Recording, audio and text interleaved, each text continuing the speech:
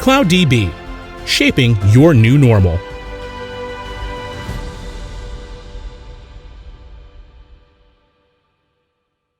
Welcome everyone to the 2021 APAC Groundbreakers virtual tour by Apaco UC. This year our event will be the biggest one ever done with 144 sessions, including normal sessions, workshops, and hands-on labs from 100 different speakers over 17 days. Also, it will cover sessions in 4 different languages. Please remember to register to as many sessions as you can. As registered to the session, you'll be able also to watch the playbacks later. I would like to say thanks to our Oracle user groups in Java user groups that made this event possible, and also to our sponsors, Oracle Groundbreakers, and your main sponsor, CloudDB. Now for today's session, Oracle Cloud Applications, Technical Training by Basheer Khan. Please feel free to write questions anytime during this session by using the chat tab of the live webinar, and the speaker will be answering them at the end of the session. If there are any issues during the presentation, please feel free to contact me by using the same chat window of live webinar, and I will try to help you the best I can. Now, without any more delays, I would like to leave you with this amazing session by Basheer Khan. Basheer, the room is all yours. Thank you so much, Francisco. I'm truly honored, and it's great to be back. This is my second year presenting at the APAC OEC. I look forward to presenting many more years. As Francisco said, my name is Basheer Khan. I'm an Oracle ACE director. I'm based out of the US in California, and I specialize in cloud applications in particular. I also do some of the Oracle Cloud infrastructure. So today's session, backed by popular demand, I did a similar one last year, pertains to Oracle Cloud Applications technical components. So from an agenda standpoint, what we'll be covering is just to give you a little bit of intro to Oracle Cloud Applications, specifically for those of you who may not be familiar with them. But in case you already know about cloud applications, please bear with me till I introduce what they are. And then we'll jump right into a technical overview of these applications. As you can imagine, with an application so rich in functionality, so broad in scope, and being used by hundreds of thousands of users globally, it's very complex and there are different components to it. So we'll start looking into the various components. We'll look into how the data model evolved. We'll look into how you would convert or migrate data from legacy systems to these new systems. What's the process followed in that regard when you are adopting these new cloud applications? We'll also look into some of the reporting tools and how reporting is done from these applications. Also, these applications have a very rich UI, and the best part is you are able to alter that, personalize that, customize it to your needs. So we'll look into how the user interface could be altered. We'll talk about workflows, approval rules. We'll end with integration components that are embedded within the applications, as well as integration tools that you can use to connect these applications to other applications. And I'm hoping we'll have a little bit of time at the end to answer any questions. So not sure where you are in the world, but good afternoon, good evening, and good morning to some of you. And if you have any questions, as Francisco said, please put them in chat. I will go there and answer any questions that may be there after all these slides are completed. So let's talk about Oracle Cloud Applications. I've had the honor, and I truly feel fortunate and blessed to have been invited by Oracle to participate in the Fusion Inner Circle, as it was called, about 10 years ago. This was before the applications were, or rather when the applications were built, conceived by Oracle. They invited about 100 individuals globally, and I just so happened to be one of them, and that's why I feel truly blessed to be part of that process. So Oracle had already acquired, applications. As you know, Oracle E-Business Suite was Oracle's flagship applications product, and it's still there. It's not gone away. But Oracle E-Business Suite was there. In the meantime, there's acquisitions happening. PeopleSoft had already acquired JD Edwards, and then there was an acquisition that Oracle did. So both JD Edwards and PeopleSoft became part of Oracle's portfolio. And then there was Siebel that Oracle acquired as well. So this brought to Oracle a very rich code base, lots of functionality, many years of business processes that have been built and used by many users. And some of you who may not be familiar with all these, PeopleSoft was more HCM or HR focused. E-Business Suite had a full suite, including HR. Siebel was primarily for CRM or sales, service, customer relationship management.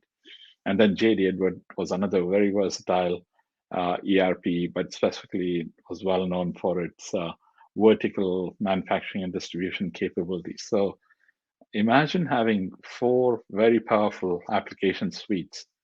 So Oracle looked at all these 4, and based on what was the best of these applications, decided to combine them, merge all the capabilities of functionalities, pick the best of everyone, and create a brand new, from the ground up, cloud applications. So of all the application suites that are out there in the marketplace today, I can say, because I was there when this was being done, cloud applications happen to be the only ones built from the ground up.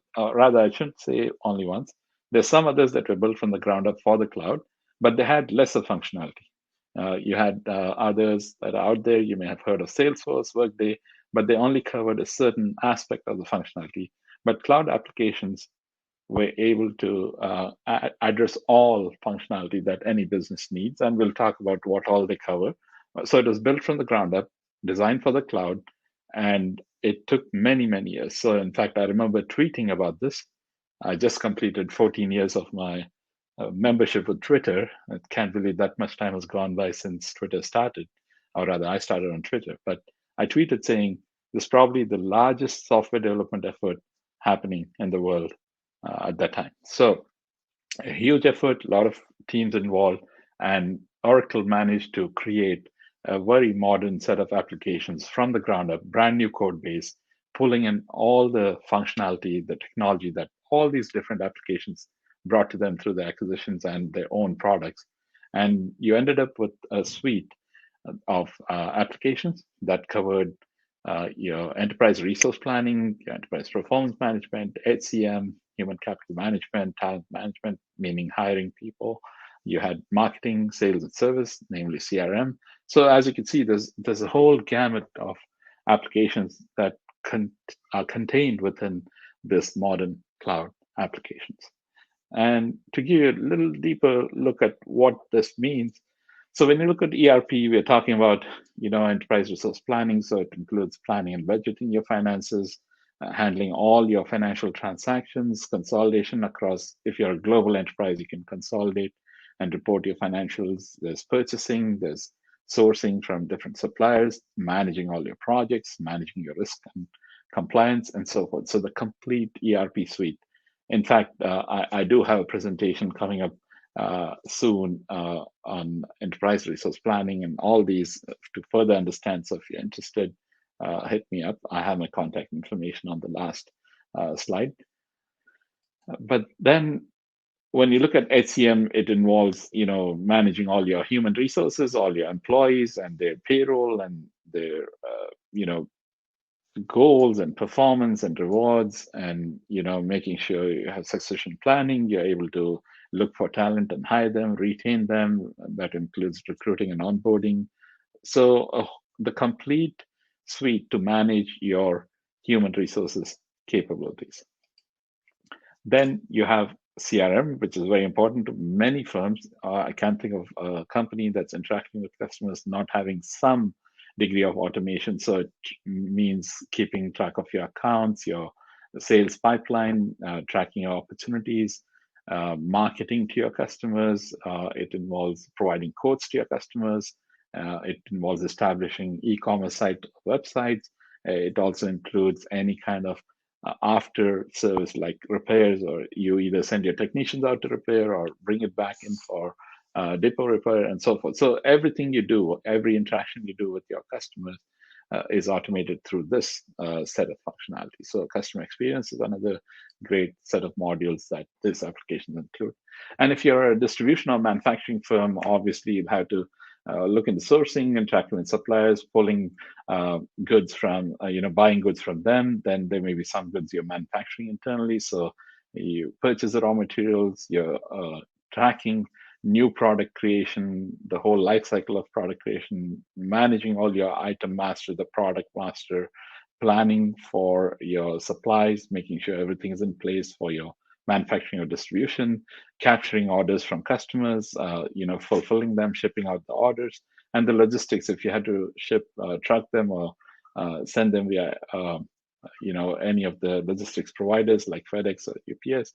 So managing the whole supply chain is again an automation that's there. So now there are e-business suite, for example, had these applications.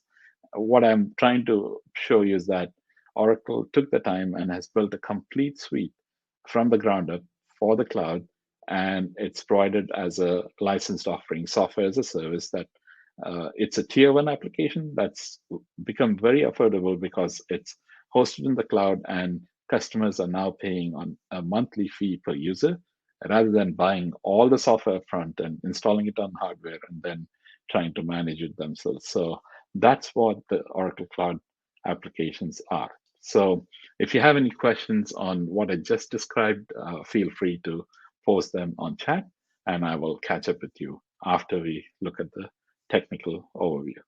So the topic for today is the technical overview of Oracle Cloud applications. So as you can see, it's many modules, hundreds of modules, thousands of business functions and functionality that available to the users, and different business processes to automate the running of any organization, global organization. So from a technical standpoint, as you can imagine, there's a lot of components that were used to build these applications. Obviously, Oracle's flagship product, the Oracle Database, is at the very core of these applications. It resides on a single global instance. So all these modules are in one central database that helps you correlate and report information, look at analytics and KPIs and metrics from one single place. So the database is core. But then to build those applications, make them talk to each other and make them available to you, make them interact with other applications. Oracle use a majority of their Fusion middleware products, as they're called, right? So it involves WebLogic servers, it involves Oracle BPM, process orchestration, integration cloud, using enterprise management for monitoring the applications, identity management to store all the user information, grant access to different users, authenticate and authorize them, leveraging SOA and business process management to make these models talk to each other, content management cloud to help you adapt or personalize your pages, BI components in there to help you with reporting, EPM, the cube that was an acquisition from Hyperion, embedded within the applications to make financial reporting easy. A lot of time spent in usability. In fact, I was very closely involved with the Oracle UX team, so they made sure that these applications become easy to use and give all the users a very good user experience using these applications. And of course, the development tools that we use to build these pages and reports and processes, specifically JDeveloper, which is a comprehensive IDE that helps you create various components. So it's a very complex, very very well engineered set of applications, all based on Oracle technology and using the Oracle database to present these components to the users. So that's the technical foundation, the technology foundation beneath the covers of Oracle Cloud applications. Now, a few things that you may need to become familiar with when you're dealing with applications. The most important thing is an identity domain, because these applications are hosted by Oracle. And because there are so many users, hundreds of thousands of them globally, each organization will have access to and will control and identity domain. So in the Oracle Cloud, regardless of what you're trying to access, and another word for identity domain is tenancy. So if you sign up for the cloud, whether it is to look at some cloud services or cloud applications or any of the Oracle cloud infrastructure components, which provide you with a whole bunch of services that are hosted by Oracle, you will be assigned or you'll be given access to an identity domain or tenancy. And using that, you can start small and keep adding modules or eventually start using applications. But everyone, every customer, every person who needs to access the Oracle Cloud will have this domain or tenancy. And that's what differentiates one user from the other. So I'm just going to share a few terms and terminology that you can become familiar with. And again, if you have any questions, please post to chat. The next term you should be familiar with if you're dealing with Oracle Cloud applications is the pod, or it's short for point of delivery. So it's an acronym for point of delivery, and you'll hear Oracle support or several people always talking about pods, and that's point of delivery. Now, for the application side, Oracle has established a naming convention for the pod. So every pod is uniquely identified with a 4-letter code. So if you go to any customer who's using cloud applications, and one of the things you'd see is in the URL, there'll be the pod that they're using. So that's what you have, a 4-letter code. And then depending on whether it is a production environment or test or dev environment, they will be a slightly different naming convention. So production will always just be the 4-letter code that you see, ABCD, for example. And then if you're looking at the test environment for the same,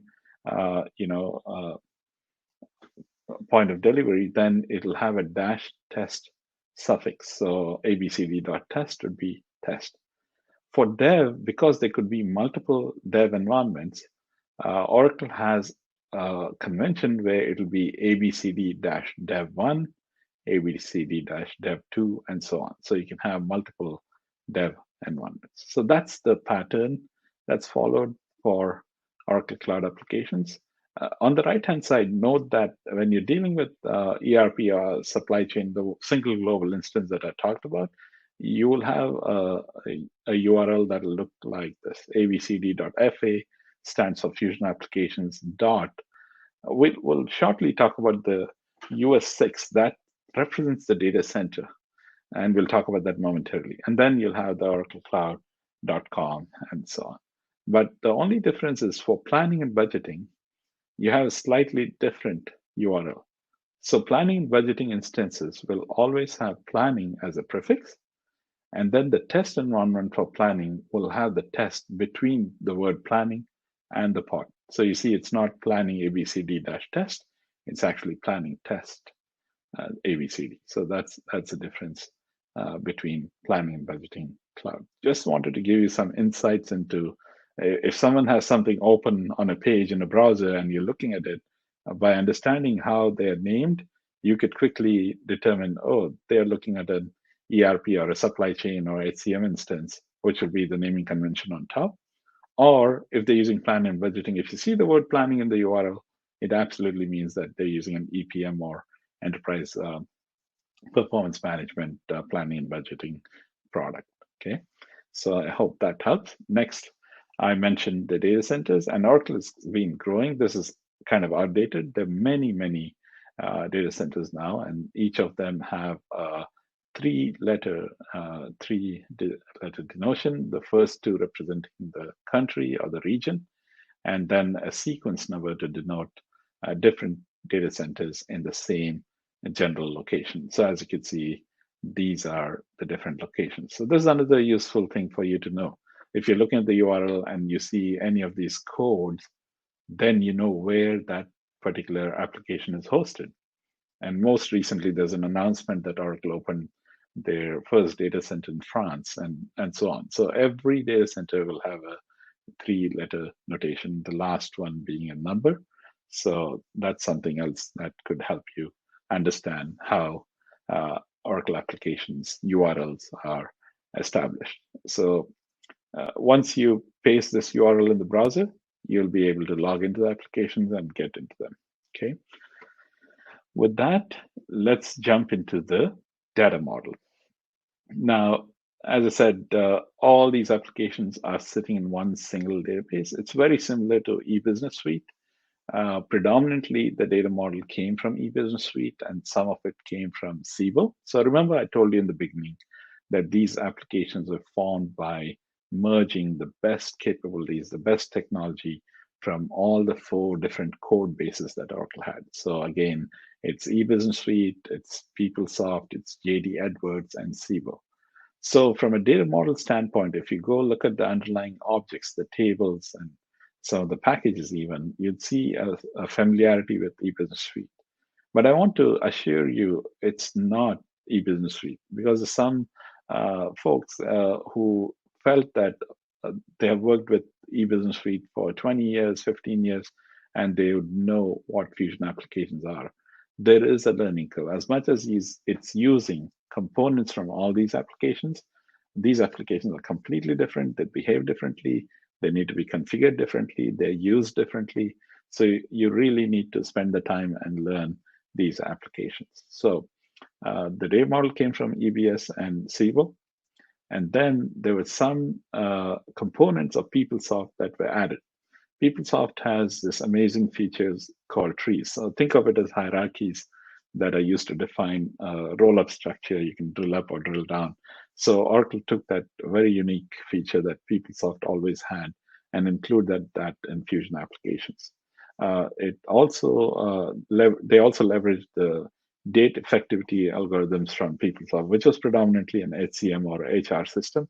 What date effectivity means is that it's tracking your lifecycle in the company or changes that are happening to your records within the applications. For example, I joined the company 2 years ago. Then I got promoted after a year and a half. So you see, every time my status or a life event happens, and it's tracking when that change occurred, and you're tracking the effective date and then the end dates of various activities. And that's what date effectivity means. So that's the second concept from PeopleSoft that Oracle acquired. Next, you have set ID and business units. These are like the eBusiness Suite organization IDs, if some of you are familiar with that. So that's another component from PeopleSoft. And finally, from person model, how persons' records are stored in HCM in Fusion applications, that was also picked from PeopleSoft. So if you're interested in documentation, there's different places you can look: Google, Oracle Enterprise Repository, or Oracle Help Center, or the support site. You'll find a ton of documentation about the data model.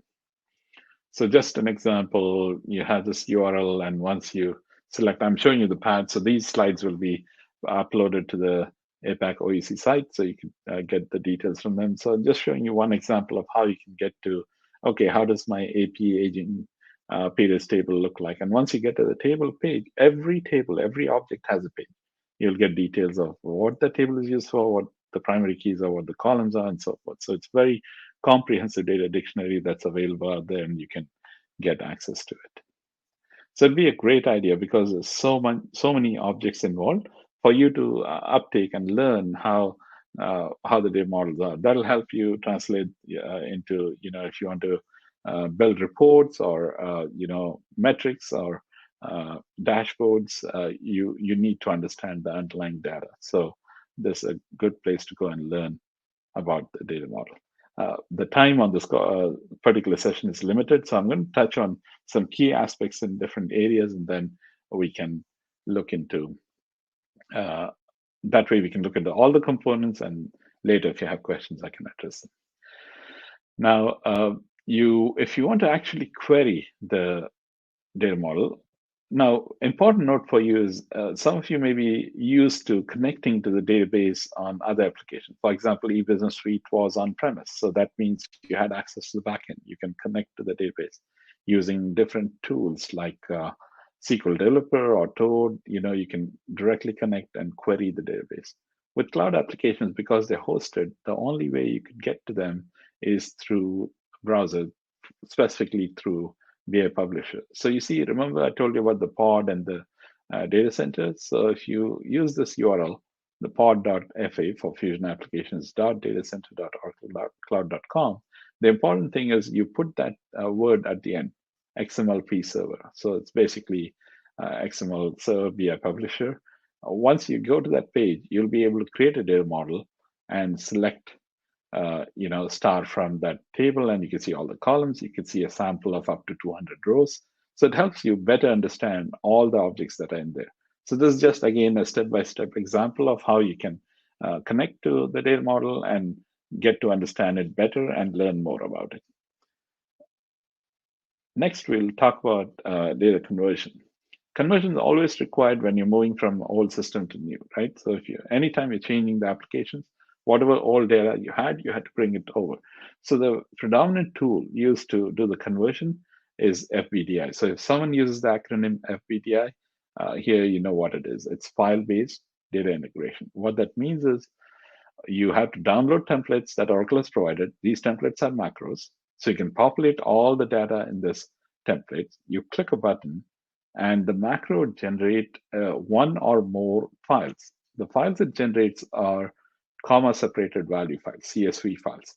And the macro will also zip these files into one zipped file. Then there's a three-step process to get that data in. So the prep step is for you to download the macros, populate the data, create the zip file. After that, to push that into the cloud, you have to, one, upload the file into the cloud, then extract and put it in staging tables. Then there's a second process that runs to validate and load it into the production table. So it used to be 3 steps before, but starting release 12 of Oracle, they made it even better. You can simply, in one step, upload the file and put it in the staging table, and then you have to run the second process to import the file from staging tables. So that's the process to convert. And there's macros, templates available for different data sets, different kinds of information you want to convert. And this is broadly the process. So I'm giving you an overview so you understand how the process works. And if you want to learn more, please look for documentation on FBDI and get familiar with that process. So again, the same place, Oracle Enterprise Repository, you could go there and look at all the templates that are available for data conversion. So this is how the template looks, the macro. See that button that says generate CSV file, bottom left. Every macro-based spreadsheet comes with instructions, and then there'll be a button to trigger that. Some have one tab, some have many tabs. In this case, you can see there's so many tabs, and this in particular is for the customer conversion template. I hope this gives you a good, or rather at least an idea of how conversions happen, data migrations happen. Next, we'll touch on reporting. Now, reporting is a very vast subject, and especially in Fusion, you don't have one tool. You have multiple tools because there are different technologies involved. So what I'll attempt to do, given the time, is to walk you through a few of those tools, or rather, walk you through all of the tools, but at a high level, right? I don't have a lot of time to go into each. In fact, just reporting is a session in itself. So if you're interested, we have another session coming up next Tuesday, the 7th, same time. So if you're interested, please join me. I'll be walking you through a reporting tutorial where we can do a little more on this one. So essentially, there are 4 tools I'm going to talk about. BI Publisher, which if you're an eBusiness Suite user, you'll be very familiar with. OTBI, which is new, Oracle Transactional Business Intelligence. But then again, if you're familiar with OBIEE, Oracle's technology product for warehousing and reporting, Oracle Business Intelligence Enterprise Edition, that had OTBI. So simply using the same technology in Fusion applications to do ad hoc reporting. Others who are familiar with way back when it was called the browser, and then it was called, I forget the name, Discoverer. Discoverer, this is Discoverer on steroids. That's what this tool is. So it's used for ad hoc reporting. Then you have Financial Reporting Studio that's specifically for building financial reports using the data stored in the Hyperion Cube that's embedded. And then you have SmartView, which is a tool that's used to access, extract data, and interact with it using Excel. So just to give you a quick look and feel, so this is BI Publisher, where you'd be able to, build complex reports. So the difference between this and the ad hoc reporting is, in this one, you can paint the report to make it pixel perfect, meaning you can put any field anywhere, for example, checks, invoices, purchase orders, and you can build tabular reports as well as you can export them into different formats. That's the power of BI Publisher. OTBI, on the other hand, is for ad hoc reporting. There's certain degree of programming needed for BI Publisher, but for OTBI, any end user can drag and drop columns, generate reports. The limitation is that these reports will always be tabular. They'll look like Excel. They cannot be looking like an invoice form or a check.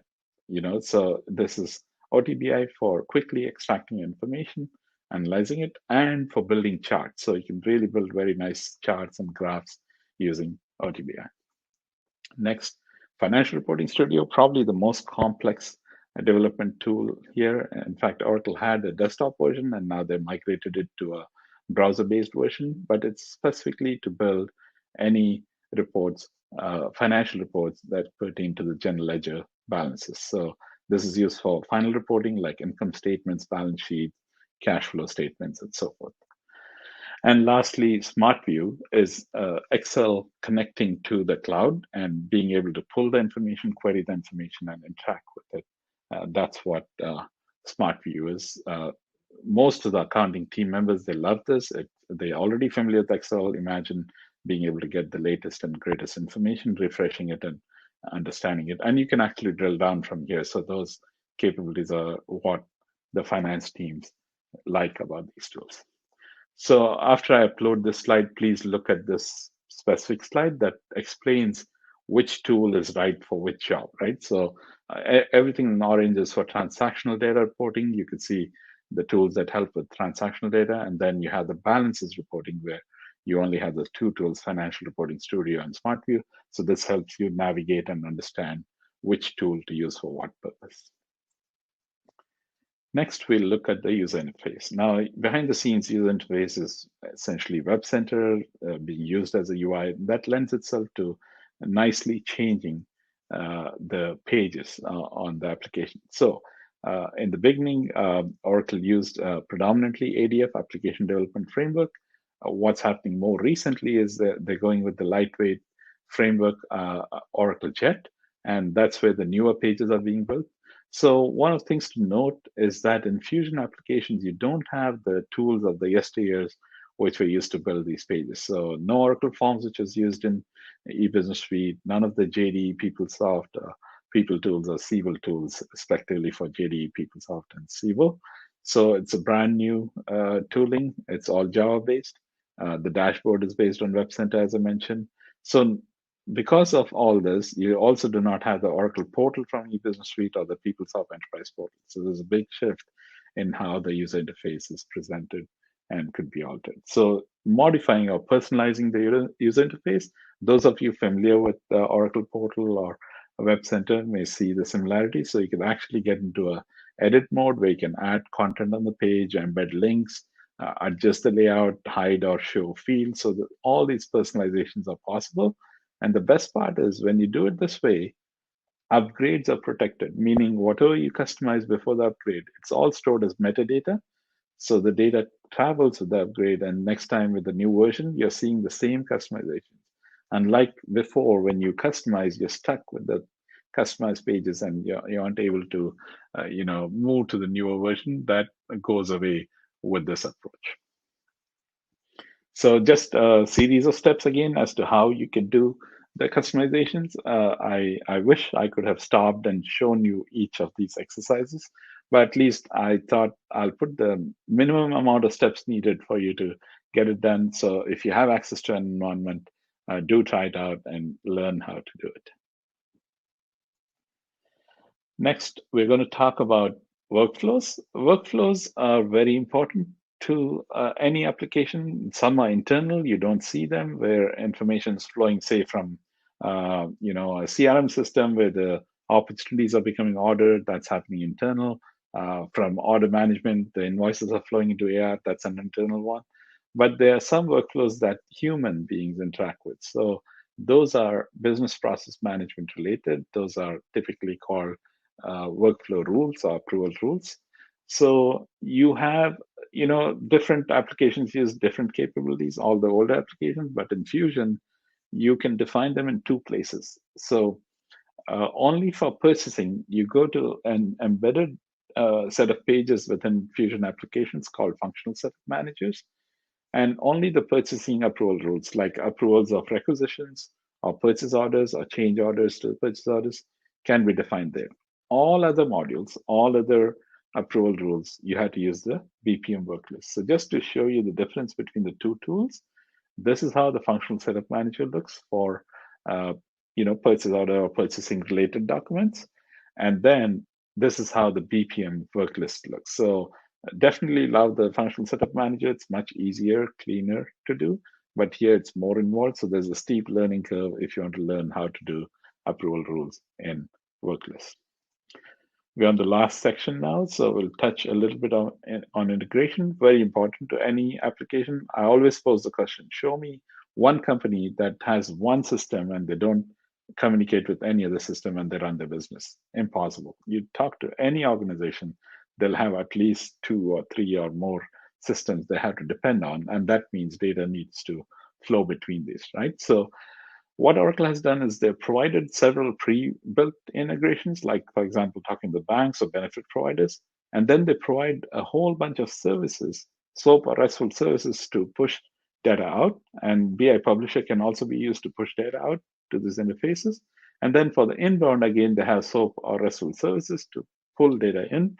And then we already talked about the file-based data integration that we use for data conversion or migration. The same can be used for interfaces as well. So in terms of integration, there's a whole bunch of tools that are available. SOA Cloud Services there. There's B2B that's included in SOA Cloud Service.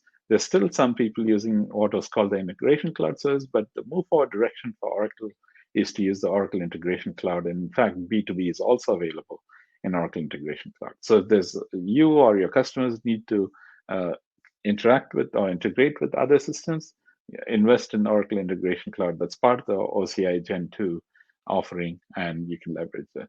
I just wanted to show you a sneak peek of how the Integration Cloud looks like. And most importantly, there's also self-service integration where you can make your day-to-day activities more productive. You can see some of the pre-built recipes that are there. So if any email comes and it has an attachment, put it in Dropbox and so on. So you can build these small interfaces that help you operate better on a daily basis. And that way you can build your own interfaces. That's also available from Oracle. I apologize for the speed at which we went, but I hope you got a good snippet of each of the application technical components. Some of the images that you saw here came from Oracle. I want to acknowledge that. And if you have any questions, the URL on top will take you to the page that talks about the applications. SaaS and then PaaS would be where you see Integration Cloud and all that. My contact email is there. My Twitter handle is there. If you need to reach me, please feel free to do so. I believe I have just a couple of minutes. If I'm looking at the time correctly, Francisco, I'm not sure if there were any questions on chat, but happy to stop here and see where we are. Hi, Basheer. Fantastic presentation as always. Up to this point, we have no questions through the chat. I'm just going to give you a few more seconds to see if anyone posts anything in the chat. Basheer, also the session of Basheer will be available with playback in a couple of days. The playbacks will be available through the platform of the event until December 30. That means as many sessions you register, as many playbacks you can watch until December 30.